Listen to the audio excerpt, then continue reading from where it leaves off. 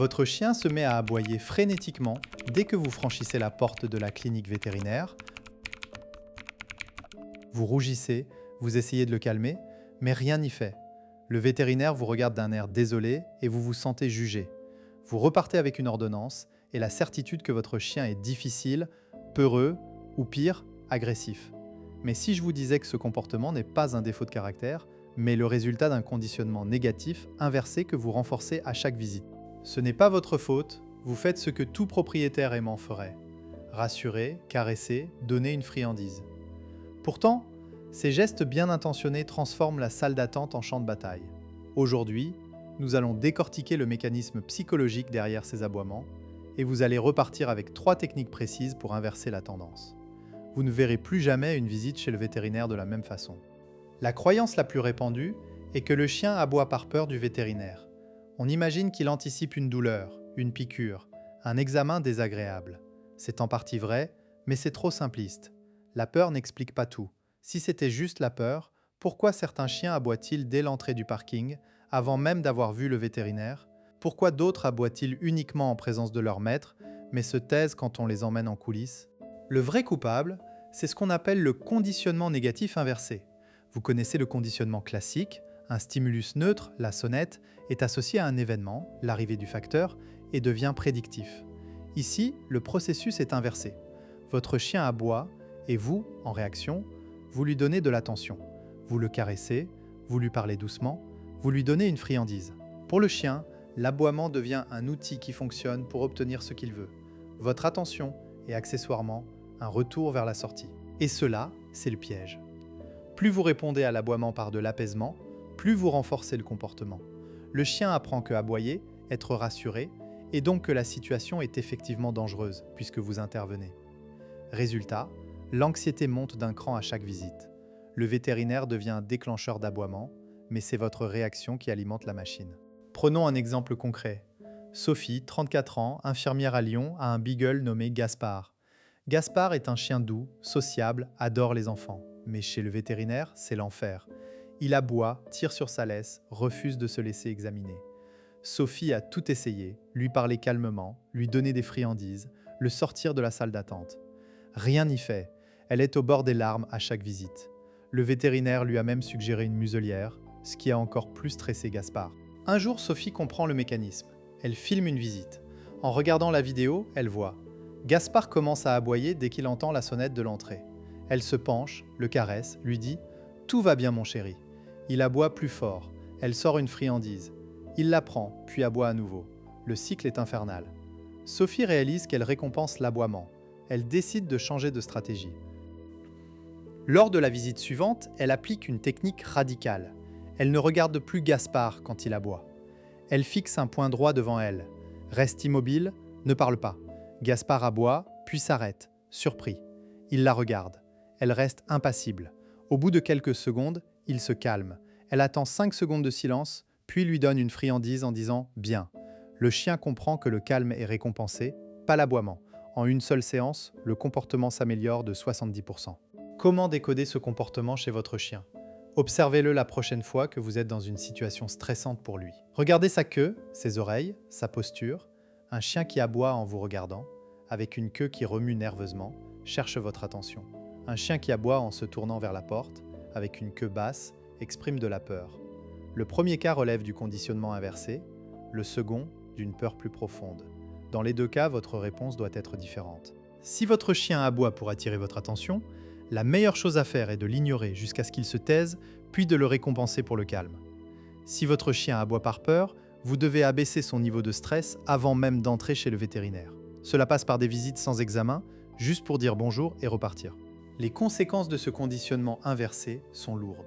À force d'être renforcé, l'aboiement devient un rituel. Le chien anticipe la visite comme un moment de tension.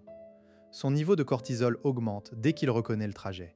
Il peut développer des comportements d'évitement, se cacher, refuser de monter en voiture, devenir agressif par peur. Et vous accumulez du stress, ce qui rend la situation encore plus électrique. Le vétérinaire, de son côté, peut être moins patient, moins précis dans son examen, ce qui augmente le risque d'erreur. Le cercle vicieux doit être brisé. Et pour cela, vous avez besoin de techniques précises. pas de conseils génériques. Voici 3 méthodes issues de la recherche en conditionnement, validées par des études comme celle d'Overall sur le contre-conditionnement. Technique numéro 1, le contre-conditionnement systématique. Le principe est simple, associer le vétérinaire à quelque chose de positif avant même la visite. Pendant une semaine, montrez à votre chien une photo du vétérinaire ou de la clinique sur votre téléphone. Dès qu'il la regarde, donnez-lui une friandise de très haute valeur, fromage, saucisse. Répétez 5 à 10 fois par jour. Au bout de quelques jours, votre chien anticipera la photo comme un signal de récompense. Ensuite, passez à la réalité. Allez devant la clinique sans entrer. Donnez une friandise. Puis approchez la porte, friandise. Puis entrez, friandise. Et ainsi de suite. Chaque étape doit être franchie uniquement quand le chien est calme. Si vous précipitez, vous renforcez l'anxiété.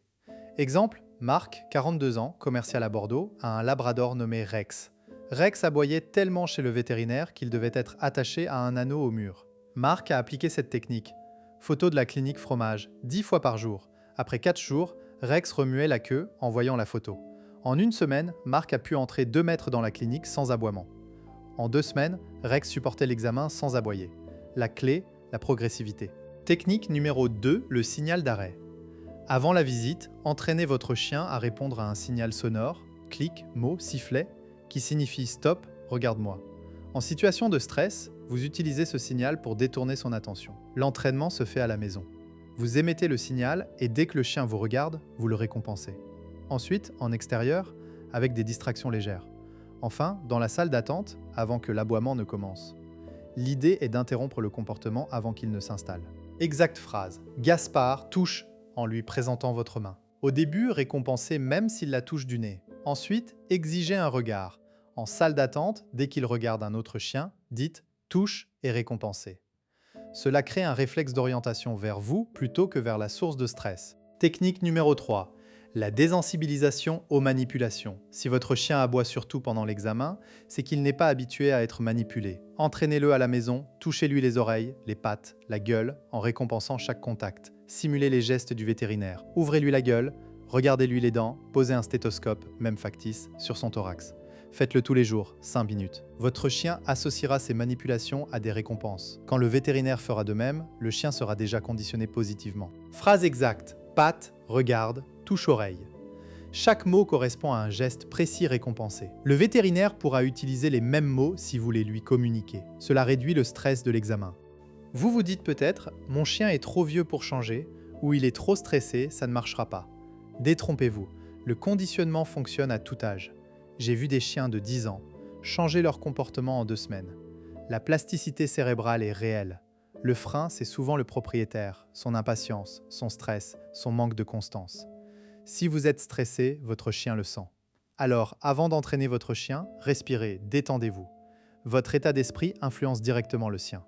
Et si malgré tout, votre chien continue d'aboyer, alors vous avez peut-être un problème de peur profonde ou d'anxiété de séparation. Dans ce cas, consultez un comportementaliste formé aux méthodes éthiques. N'utilisez jamais de collier à choc ou de punition, cela aggraverait la peur et pourrait déclencher une agression. La science est claire, la punition augmente l'agressivité et le stress. Pour conclure, retenez ceci, les aboiements chez le vétérinaire ne sont pas une fatalité, ils sont le symptôme d'un conditionnement inversé que vous pouvez inverser. En appliquant ces 3 techniques contre conditionnement, signal d'arrêt, désensibilisation, vous transformerez les visites chez le vétérinaire en moments neutres, voire agréables. Votre chien vous en remerciera et votre vétérinaire aussi. Si cet épisode vous a été utile, laissez un pouce bleu et abonnez-vous à la chaîne pour ne pas manquer les prochains. Ensemble, nous construisons une relation plus saine avec nos chiens, basée sur la science et la compréhension. À bientôt pour un nouvel épisode de Cognition Canine.